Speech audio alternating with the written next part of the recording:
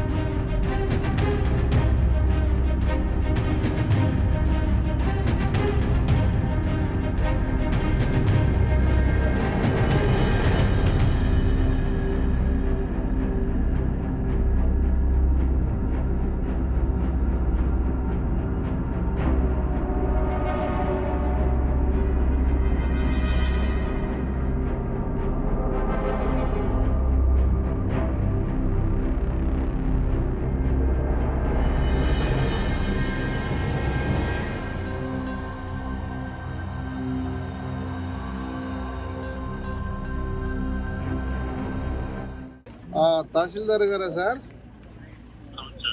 ST ఏది మన జలుమూరు, అదే జలుమూరు మండలం కదా? మీరు తహసీల్దారే కదా సార్ మాట్లాడేది? జలుమూరు మండలము.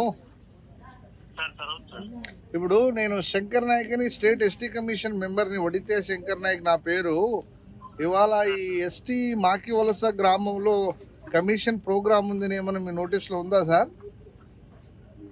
సార్ నేను ఈరోజు కోర్టు కేసు మీద ఇక్కడ కూర్చొని సార్ విజయవాడ వచ్చాను. అవును, మీరు కోర్టు కేసు మీద వెళ్ళారు, మంచిదే. మీ డ్యూటీ లేరా? సార్ మీ డిప్యూటీ తహసీల్దార్ లేరేమో సార్? మండలంలో ఉన్నారు.